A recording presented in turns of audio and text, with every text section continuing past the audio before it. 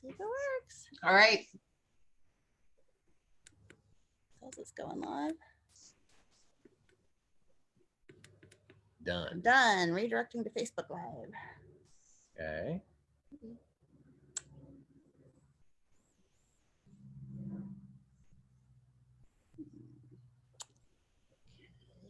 Well, let's go to the Bells Up page and see if we're there. See if it's working. Live? I think we may be live. I don't know. How would we know? It says we're live. There we are. Okay. I found us. Yay. Woo! There we are. Yay. Hi, guys. Hi.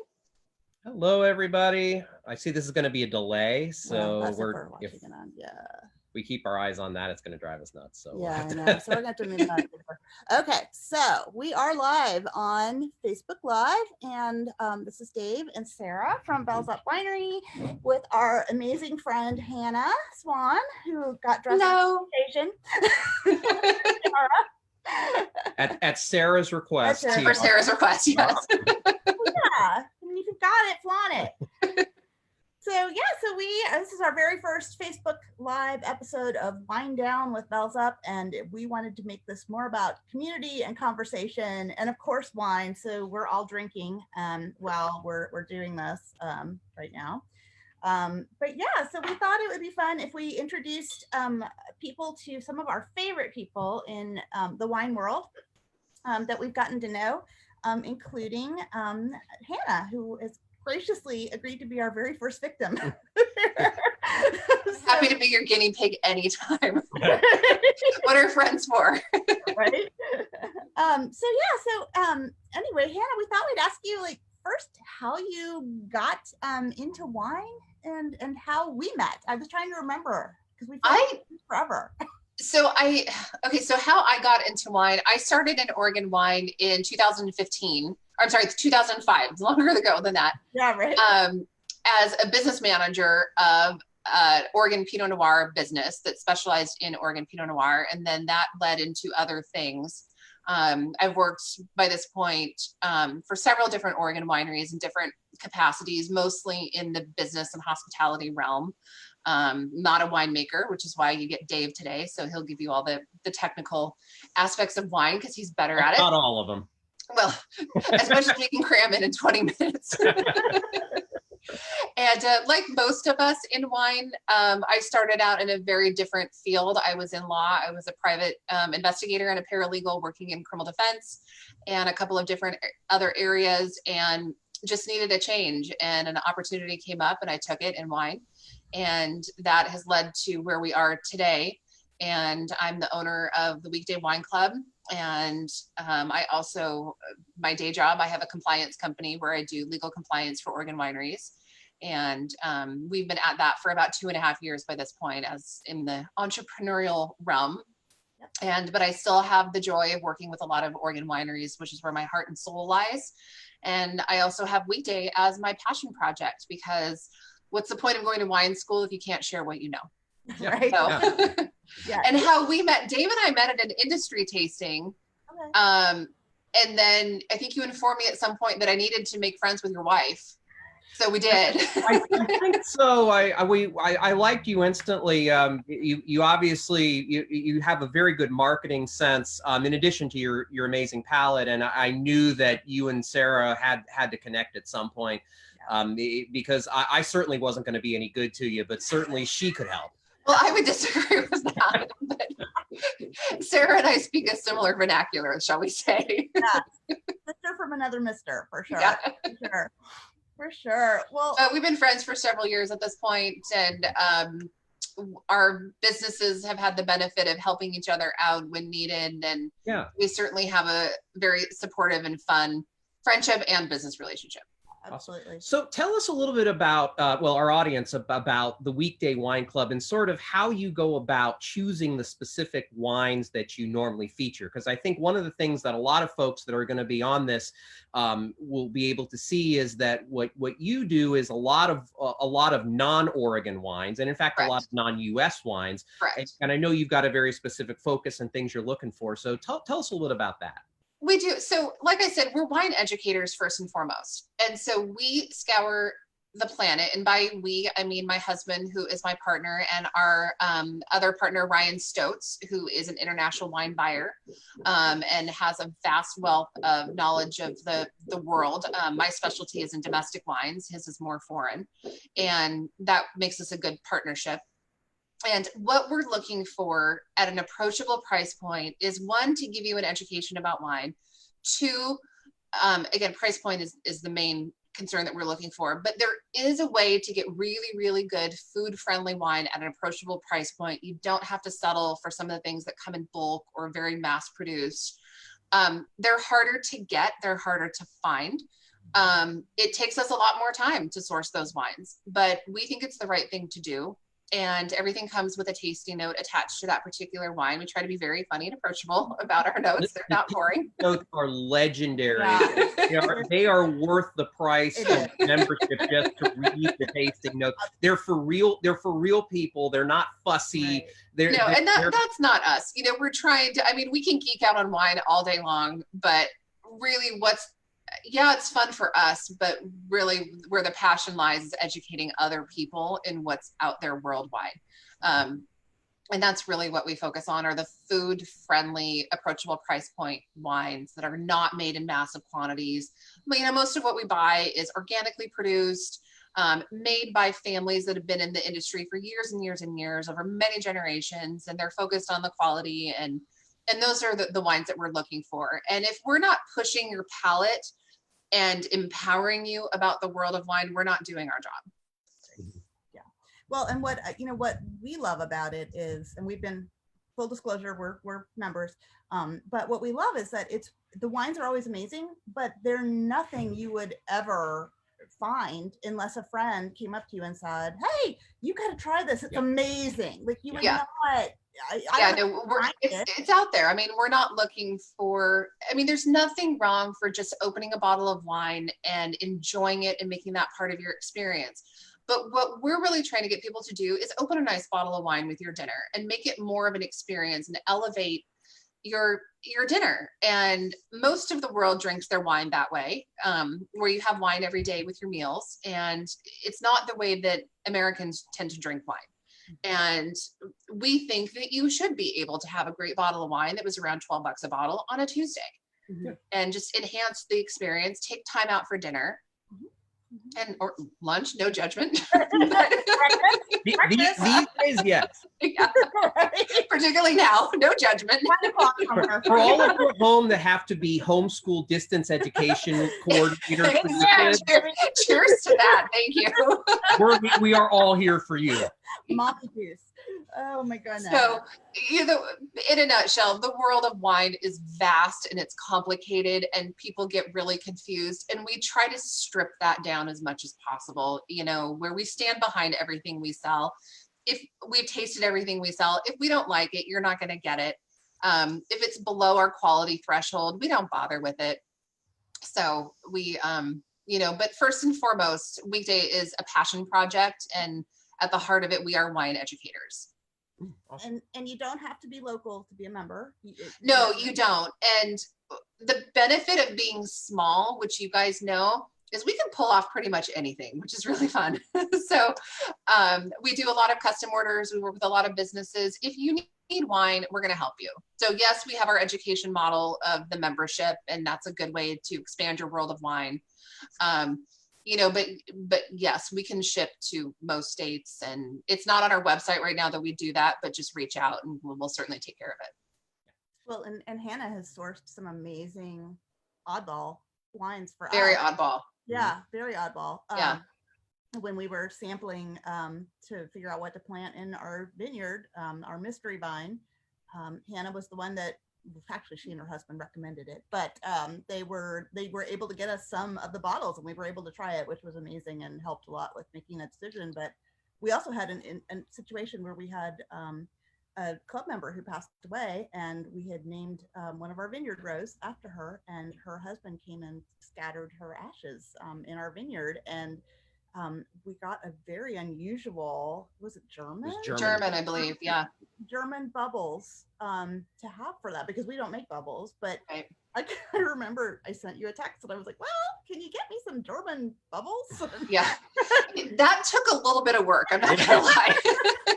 But it just shows you the lengths that Hannah will go Yes. through. I do. You know, it's You're sad. It used to be able to go to the grocery store and you had a wine steward and they would help you make a selection. And a lot of those jobs have been outsourced. And so now you go to a store and there's 4,000 bottles and it's mind boggling, you know, even for people who are in the industry, it's a lot to take in. And so we really try to provide that service level where, you know, if you have a question about wine, please ask. You know, we'll if we don't know it, we'll find out. Okay. And you know, particularly around sourcing different wines that are outside of our club, you know, we'll do it. We'll find it. So Hannah, somebody did ask if you how you found your niche in the wine world, and did you ever think of being a somm?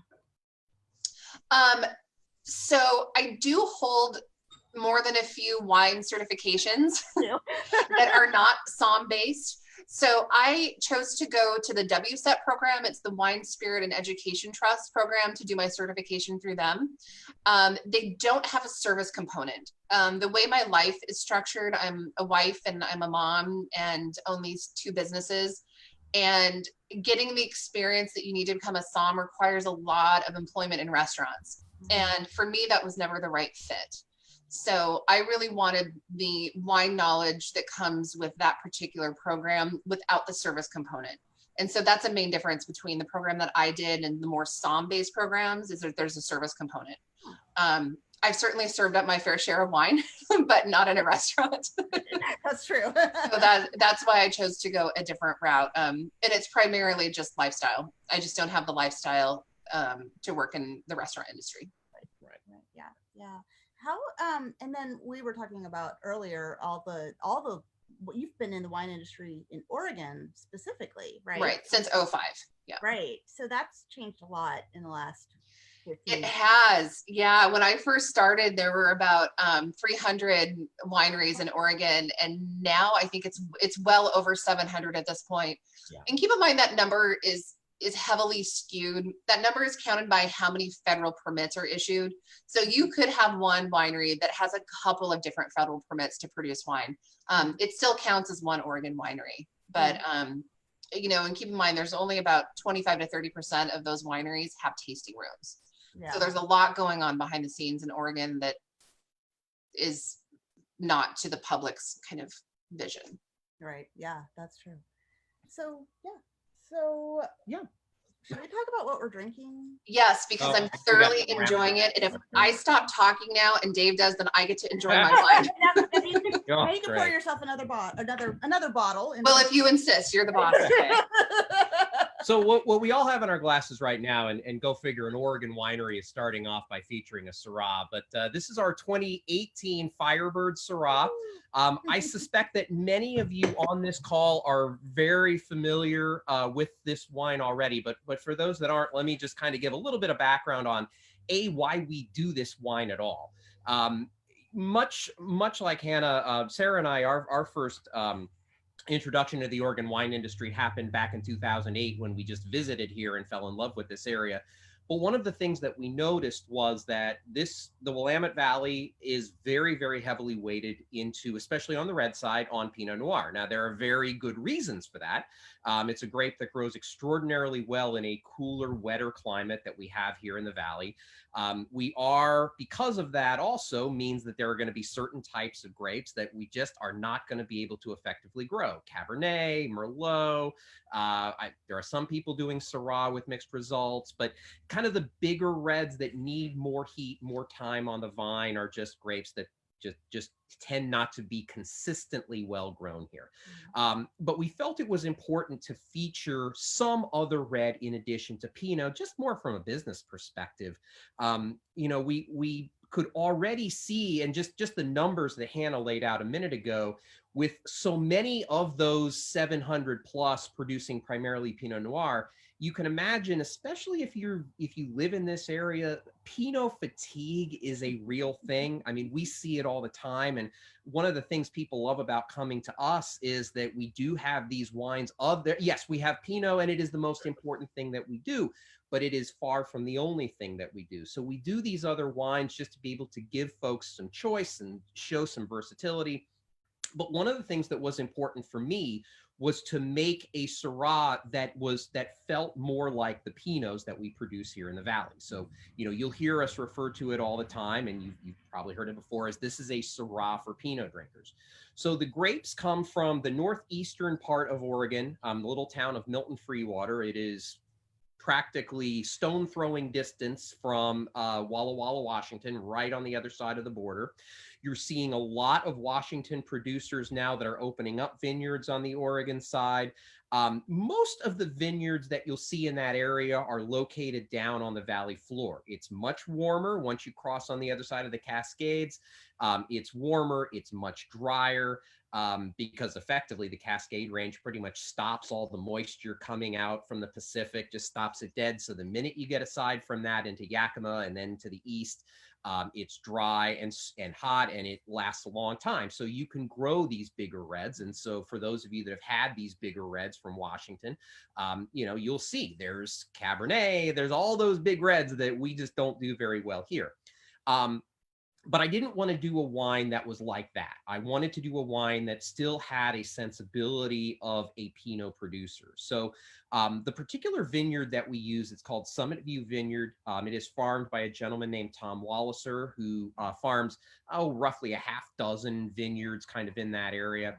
And Tom does an amazing job. It has a lot of different types of sites. And this one particular site that he's got works beautifully for what we want to do, because it is not sitting down on the valley floor where it starts hot, it stays hot, and you end up with very intense, very earthy flavors. We are up on the side of a mountain, about 1,150 feet up at the top of the mountain. So we get, not only is there no place for all this warm air to get trapped in the evenings. I mean, yeah, during the day, you're going to get the sun and the heat and all that good stuff. You'll get your ripening, but at night it cools off. There's no place for heat to get trapped. Everything, you get a nice airflow up there. And so when we get our grapes every year from out there, what we see is, you know, it's interesting when you compare them to a Pinot cluster. Pinot clusters, you know, they're usually very solid, not a lot of shrivel to the grapes. The Syrah grapes do come with some shrivel, but what we get looks far more like the Pinot grapes than like the kind of raisiny grapes that you can get down on the valley floor. And that all lends to the type of wine we want to produce, because we get a softer overall feel to this wine. And it's obviously it's a bigger wine than the Pinots that we do. But when you compare that to something, to traditional, you know, Walla Walla, or think of just a big California Syrah, it is a step down on the intensity scale. And I think that for the people we've seen that really enjoy the styles of Pinot that we produce, this is just sort of that natural red for them.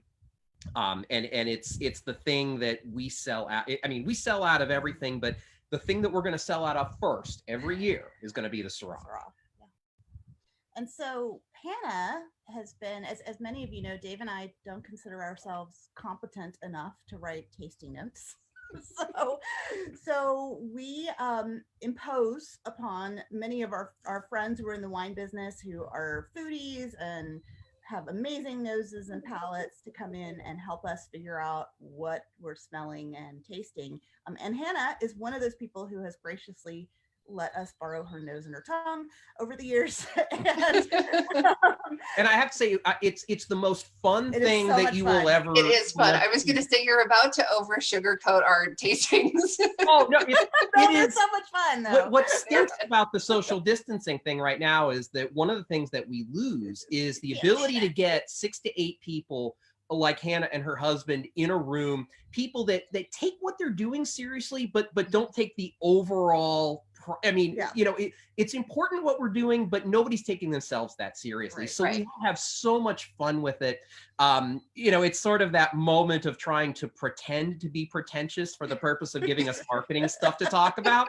And you will get roll on the floor funny types of stuff every single year, and it's why we say we have the best friends ever, because they're just so much fun. So yeah, Hannah, go ahead and tell us. I mean, I don't think we can talk about pretension when I'm sitting here with a crown on my head. No, we do have fun, and as we've talked about before, you know, to advance yourself in the world, it's good to have the input of others. I mean, yes, there are some basic characteristics of wines, and I think Dave has a stylistic change, but not so much a profile change when it comes to how you process your Syrah and how you get it into the bottle. It tastes like a Syrah. It doesn't taste like a Pinot Light, or it doesn't taste like, so for example, the wine that we're tasting today tastes like a Syrah, but it has the body and mouth feel more of like a Pinot. It's very elegant. It's not an oak bomb. It's not overdone. And so people sense things differently. You know, we all have different backgrounds. We've all had a different journey in how we got into wine. And when you pull that in, you know, you just get more feedback and more opinions on the matter. And sometimes we duke it out, which is for me the most fun. but it's a great experience, and it's a nice way to send a wine on its way into the homes of where it's going to end up, because there's a lot of love that went into that bottle. Yeah, absolutely. Well, what's fun is several people have commented that they either just cracked one open, or they're drinking it right now, or they tried theirs in the last couple of days. So so Hannah, what are we smelling and tasting? Because well, I guess to backtrack, when you ever see the three of us online anywhere, you should probably have a drink in your hand. Yeah. So I mean, mandatory.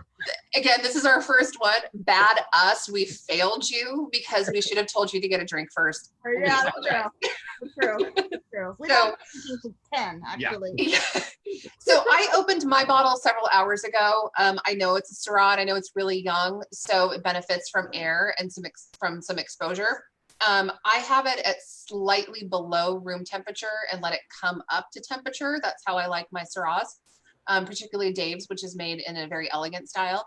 And so on the nose right away, when I first opened it, I got kind of a dried blueberry flavor, like not candied blueberry, but you know, the earthiness that comes from a dried fruit, that you still have the essence of the fruit, but it just takes on an added characteristic because it's dry. Mm-hmm. But now that it's opening up several hours later, I'm getting a much more fresh blueberry smell to it. And there's some nice kind of earthiness backbone to it, but the fruit is very prominent. There's a tiny bit of boysenberry, although that's kind of probably subjective. But when you taste a wine, what you want to look for is it should engage all of your senses. So everyone always asks me, how do you hear a wine? Well, go pop a bottle of bubbly and see if you enjoyed what that sounded like. You know, I mean, we can wait if you want to do that. But so what I've learned in my wine education and over life is that, does it smell and taste the same, or is there a differentiation between what you're getting on the nose and what it tastes like in the glass? And that's a really great experiment, particularly if you're new to wine and you're just learning. That's a great place to start. Does it smell like it tastes? And go from there. In the case of this Syrah, yes, it's very young. It's an 18. However, to me, it smells like blueberries and it tastes like blueberries with a beautiful finish. It's definitely, I would put a medium to long finish category on it. And it's just a beautiful, easy drinker. I would pair it with food. But I'm also really happy just to sit here and drink it. So, versatility. We always talk about it, with or without food. Yeah. I mean, it's a beautiful day in Oregon. It's a nice day to sip on some very elegant red wine from the valley. Yeah, it is absolutely gorgeous. As you can see, this is actually a real backdrop. This is not a virtual backdrop. This is our vineyard right behind us. So yes. Well, and Hannah, I'm glad you brought up the idea of temperature, because this is something that a lot of people ask me as far as, you know, with our wines, you know, what do you consider the perfect temperature at? Mm-hmm. I'm going to tell you what I think, and then you just kind of tell me because it's probably going to be different for different wines, but probably for us in particular, I kind of view what you said about just barely under room temperature, I think works for both the whites and the reds. I tend to agree. Yeah. One of the biggest mistakes we sometimes make is that we drink our red wines when they're too warm and we drink our white wines when they're too cold. And in both cases, you know, when you're talking about being able to engage all of your senses, you know, how can you smell something when it's too cold and you just can't get your nose in there and get any of those? It's locked down. Those aromatics are locked down. Exactly. It almost becomes a standing gag at this point for us. It's when we do get to go to another tasting room and the first wine they're going to give you is a white, which is probably pulled straight from the refrigerator. The first thing I'm going to do is spend about 5 minutes, holding the glass out like this and just trying to get it warmed up, and just so that you can get that experience and know what it is that you're tasting.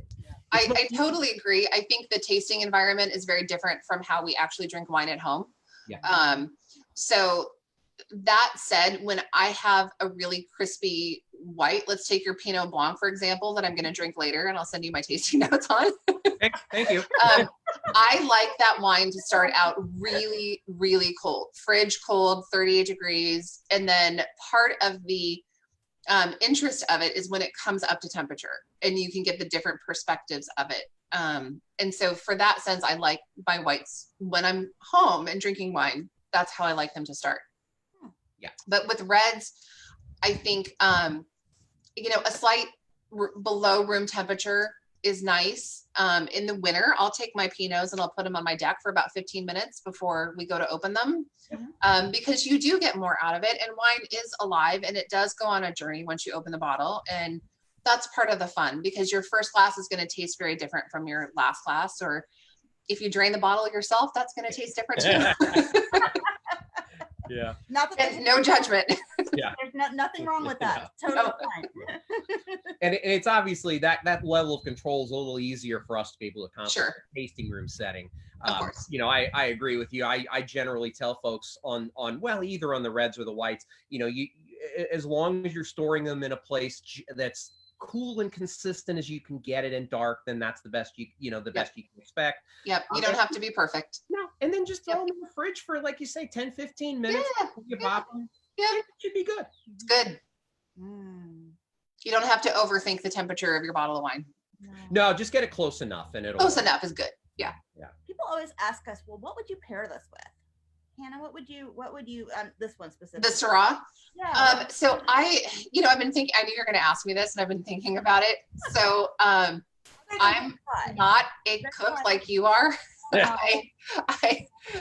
There's a nasty rumor going around that I actually know how to cook. I don't think it's entirely true. But my husband might disagree, but he's got fairly low standards at this point. So, this wine is so beautiful that I would put something just really, really simple with it. Probably what I would do is I would take a nice fresh pasta and toss it with a little butter, a little parm, maybe a couple of capers for some acid, and just call it good. I think that this wine is so enjoyable on its own. It doesn't need much to elevate it versus some wines. That's the first thing that comes to mind. It's just a really simple, beautiful, fresh, locally sourced meal of just like a light dinner. It would be good with some of the lighter soups that you're finding now online for all of us who are overworking our crock pots. It doesn't need a lot. Yeah, right, me too. It doesn't need a lot to really make it beautiful. I wouldn't go with anything too spicy. I wouldn't go with anything too acidic. I wouldn't put like a real fatty meat with it. I would do, think lean and light, because this wine is just going to be a star on its own. We had a suggestion here for pork chops. Yeah, that works. That would be good. Yeah, pork chops would be good. But your husband is watching, and he did say that you're a superb chef. Don't let her fool you. He must be really hungry. He doesn't say that. He just said you're a superb chef. Thanks, honey. That's really nice. Well, we did ask if there was going to be a Brian background bomb here, but I guess not. No, I haven't seen or heard of him. I know he's not pressure washing, but Well, we promised that we would keep this to about 30 minutes because we don't think that anybody really wants to hear the three of us talk and drink. Yeah, we could do this all day. 24 hours. So we talked about maybe some questions. Does anybody have any questions for the bells up? First of all, because you guys don't always do this, I'd like to point out that anyone watching, you can buy this wine that we're drinking. Call Dave and Sarah, go through their website, they'll get it to you. It's a lot of bang for the buck for beautiful Syrah with Walla Walla fruit from an Oregon winemaker. Like they said, they're not giving you a line of BS. This wine will sell out really quickly. So if you want it, and hopefully we've given you enough of a background of making it worthy of purchase, and just And we're certainly here for give them a shout. They'll get it to you. Oh yeah. And the other thing is that, when I was promoting this, we were talking about, one of the amazing things about Hannah is that whenever I come up with an idea and Dave shoots it down and it's wine related, he always says, well, we need to get somebody else's opinion. So we always go to Hannah, and Hannah always agrees with me. She's just so fabulous. But one of my big idea this year was, why don't we do a very, very limited bottling of the Syrah in Magnums? And Dave was like, I don't know about that. And Hannah was like, do it. Magnums by Magnum. I think I said how limited is limited, and once we decided that limited would be 12 bottles, Right. I said, well, all right, I suppose we can do that. So one. we I get one though, right? I get to buy one. Yes, Yes. of course. Okay, good. So 11. Yeah. Okay, we can. No, that We Dave, have you need to trust us on this. You'll do well. yeah, right. So we do have we've sold one. Yes. We have a hold on a second, and so there are 10 currently still available for sale. So if you have any interest, it is an unadvertised special. It is not posted on the website. I haven't even promoted it on an email. So if anybody has an interest in large format on this particular Syrah, we do have it. It's the first time we've ever done anything as a Magnum. You might need to give the cost on it. Yeah, it is. What did we just say? I don't even remember. Isn't that bad? I think we said it was 110 for club. Yeah, 110 for club and 125 for non. non-members. And a lot of that, yeah. By the way, that extra cost. I mean, a Magnum, for those of you that don't know, it's basically 1.5 liters. So it's basically 2 regular bottles. The difference, though, is that the cost of the bottle itself is significantly higher when you do a Magnum, which is one of the things that made me a little nervous about doing them in the first place. So that's a lot of that addition is what that's the factor for. But it will be first come, first serve. So as with everything else, give us a shout. We just sold one. Thank you, Alex Markson. We will put your name on your Magnum. Are you sure you only want one? Because there's still like 10. So 9 now. There are 9 available left. Yeah.